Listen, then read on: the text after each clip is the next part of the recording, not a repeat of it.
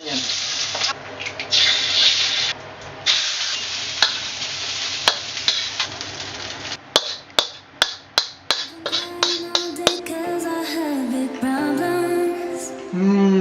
one told me that growing up was so hard. I just need to escape for a moment. Somewhere. Okay, what is up, guys? So today we are going to be cooking some of my favorite Indonesian food known as Nasi Goreng. And it's basically a Indonesian take on originally Chinese fried rice, or some people say that it's from the Arabic countries, Indonesian variant of the pilaf. So firstly, the key ingredient is known as kecap manis, and this one, it's basically a sweet soy sauce. Kecap means soy sauce and manis means sweet in Indonesian. So there's that. And another key ingredient is the sambal. Now some people use the mortar and pestle to ground their own sambal sauce, but you know, I'm a little limited on resources here in Japan, so I'm just going to be making do with this pre-made chili sauce. After that, we got our rice, of course, 2 eggs, you'll see why later, and tomato for a bit of garnish. And I'm going to be using red onions in the place of shallots. But if you do have shallots in your area, I definitely recommend that. It's going to be much crispier when it's fried. And finally, a bit of garlic. And I forgot one thing. Now this, originally you're supposed to use stink beans, like in popular YouTuber Mark Wien's recipe. He uses stink beans for that more authentic, exotic flavor.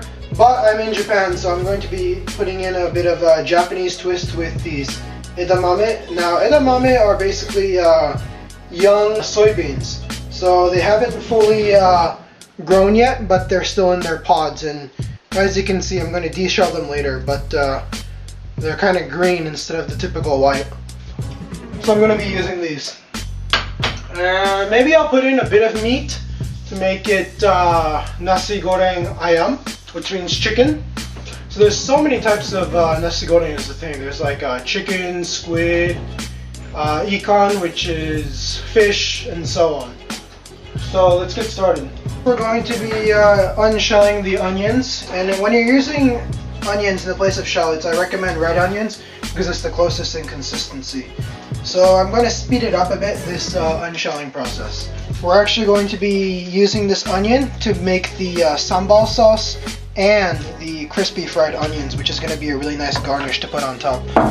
Okay, so now we're going to prepare the sambal. As you can see, these onions are finely ground and ready to go. So first, I just put some of these onions into the mixing cup.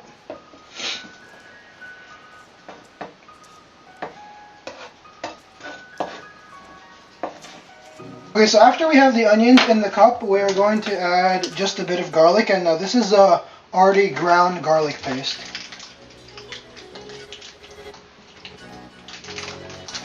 Something like that should be good. And then we're going to finish it off with the sambal. Now, one of the reasons why I like to add these ingredients to the already pre-existing sambal sauce is because the sauce itself contains a lot of water, and we're going to be frying it, so when it's fried, it can splatter really bad. So these other ingredients kind of help to minimize the splatter, but also add a deeper flavor. And one more thing, if you want the spiciness, yeah, these chili flakes, or even better if you have chili paste, goes really well with it. Yeah, it just adds that zesty spice. The thing with Nasi Goreng is there's that zestiness from the chili, but also the savoriness that comes from the egg and the creaminess. So that mix and blend there is really works good to the taste. Now we're going to start unshelling these edamame to add to our Nasi Goreng. They're really easy because yeah, they're usually boiled or microwaved. So the even though it's not a mature soybean, the skin is really soft, so it's quite easy for the beans to come right out of their pods.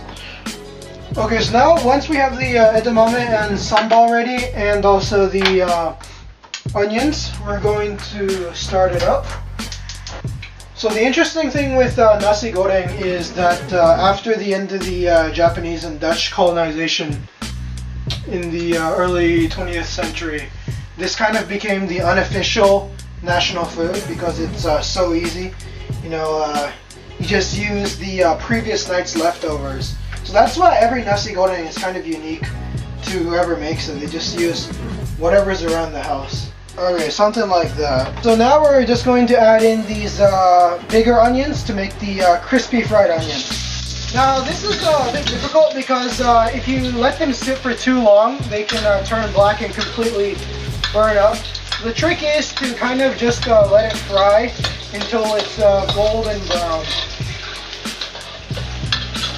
And yeah, just keep mixing it around. I'm using a wok. It's really nice. It has steel, so you can transfer all the heat really nice to the whatever you're cooking. As you can see, it's still a bit raw, but it's definitely starting to turn golden brown. So we're just gonna take it off the heat here. Let the oil drain off, and I like to have a paper towel ready so that I can collect all of it.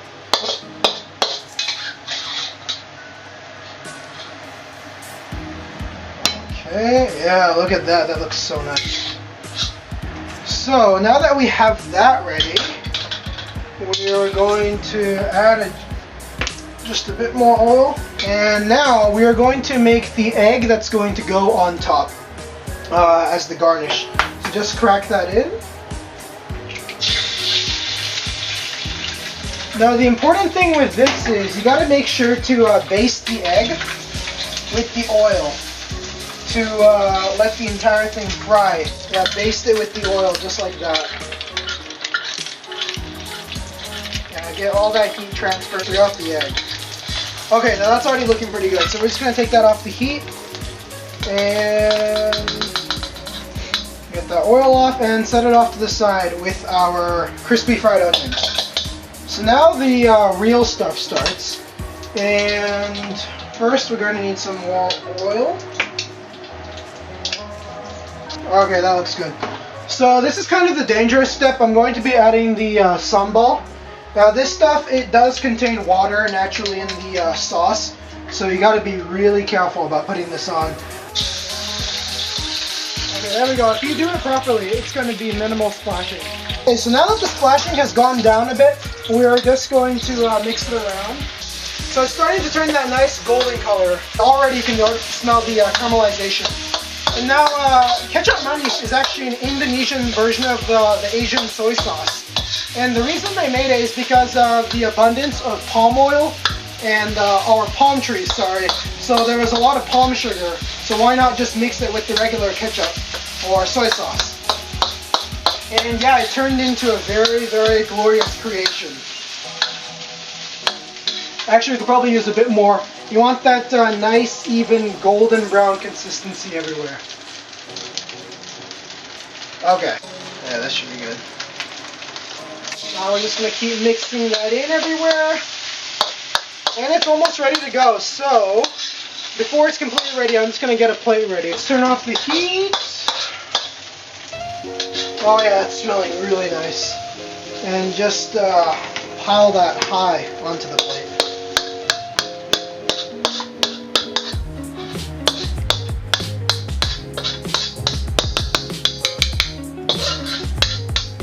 All that goodness, and also we cannot forget our egg on top. That just looks amazing already. Finish off with our crispy onions, and as a final step I'm going to add just a bit of garnishing. Cutting our tomatoes, which is going to be used for the garnishing. And you only need a few slices really, just to add a bit of contrast. Yeah, these tomatoes are really soft. Yeah, that should be enough. And now we're going to add a bit of cucumber, because it's also going to create a really nice balance with the tomatoes. Okay, so now we have our cucumber ready, and we're just going to start slicing it. Medium thin. Medium thickness is good. This garnish is almost going to be like a decoration. So that should probably be good, honestly. So we're just going to take it and start putting it on the side of our Nasi Goreng. Okay, and there we have it. So this is one of my most favorite foods in the entire world. Nasi Goreng. Super easy to make, just use whatever you have left over in the house. And yeah, as you can see, it looks very nice, complementary with the eggs and the tomatoes and cucumbers on top. So now we're gonna give it a quick taste test. Okie dokie! So we have our Nasi Goreng ready to go, and we're just gonna give it a really quick taste test. So let's see.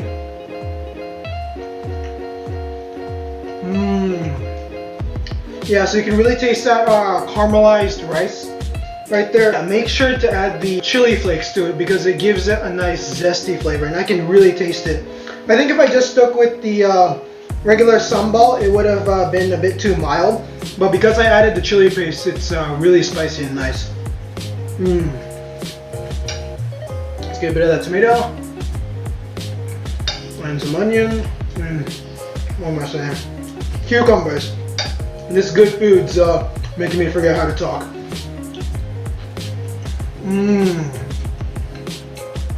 Yeah, just the blend of everything is so amazing. Try a bit of that egg.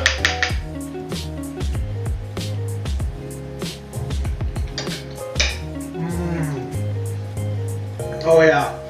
Now Nasi Goreng, if you guys haven't ever made it, it's really easy to make. Just combine a bit of herbs and spices, mainly spices, some leftover things you got, and oh shoot, I forgot to add the chicken, but still, you know, it's good. You got a bit of the protein with the egg. So yeah, if you guys like this video, please leave a like and also subscribe.